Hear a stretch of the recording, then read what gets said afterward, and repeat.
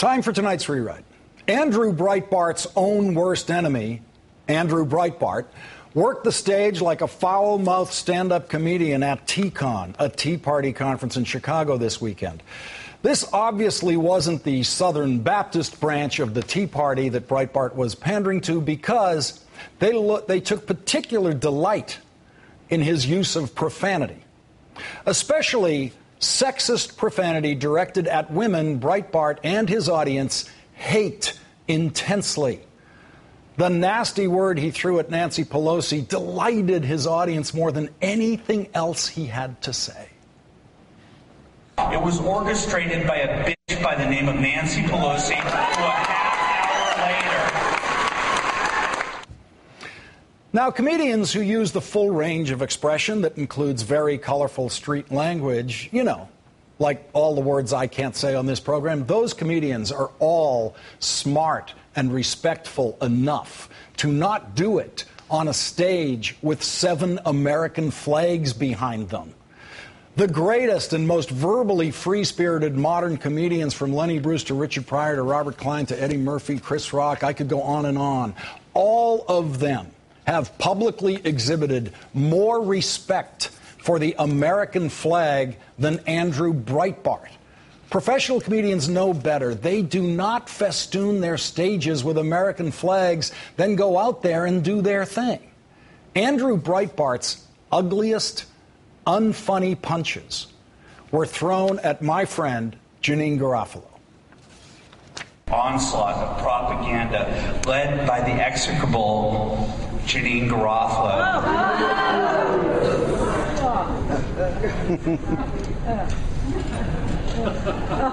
I actually had something really mean to say about her. Really? Yeah. Well, I live in LA, so I know about her, and she's Hollywood's sympathy. Every single job is like, I kind of feel sorry for her. Why don't we cast her as the loser in the movie? I know many of you now are seething with hatred of Andrew Breitbart. I'm not. I feel sorry for him. I really do. You heard him say, I live in LA, so I know about her. The only thing that's true about that is that he lives in LA. Andrew Breitbart knows nothing about Jeanine Garofalo. When I see him on that stage, I see little Andrew Breitbart, who grew up in Los Angeles in the shadow of show business and craved getting through the studio gates. He never made it through the studio gates into show business and intensely resents every other local kid who did, like Sean Penn, for example, who he visits hatred upon at every chance. You saw little Andrew Breitbart up on the stage with that microphone, loving it, absolutely loving it. You saw Andrew Breitbart trying to be an entertainer. You see in that clip how he sees himself. Funny, entertaining, deserving of a stage, deserving of a microphone, deserving of a spotlight, a star. The star he could have been if the local industry, show business, had just let him in. You've heard the cliche that politics is show business for ugly people. Now we see that Tea Party conferences are show business for Andrew Breitbart. There you see an angry, frustrated, resentful little boy's dream come true. He's on stage, getting laughs and applause. Little Andrew Breitbart is so proud of this performance that he put it on his website. That's where we found it. Breitbart says he lives in L.A., so he knows about Jeanine Garofalo. That's like saying you live in New York, so you know about David Letterman.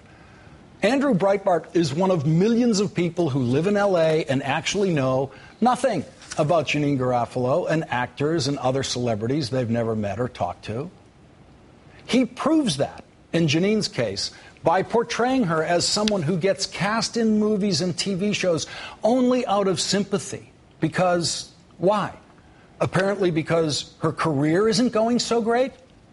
In fact, Janine Garofalo is a very, very successful actress and stand-up comedian who over the last 20 years has always had far more offers than she could accept. She's always been acting on more than one project at once, more than one project every year, from The Ben Stiller Show to Saturday Night Live to Mr. Show with Bob and David to the best comedy in the history of television, The Larry Sanders Show.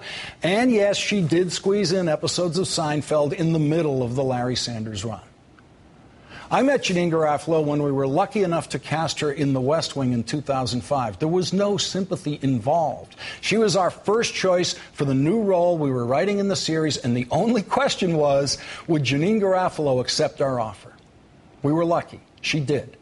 And she made every line we wrote for her better on the screen than it was on the page. After her run on The West Wing, it was certainly not out of sympathy that Rush Limbaugh's favorite TV creator and executive producer, Joel Surnow, cast Janine Garofalo on 24 as an America-protecting FBI agent.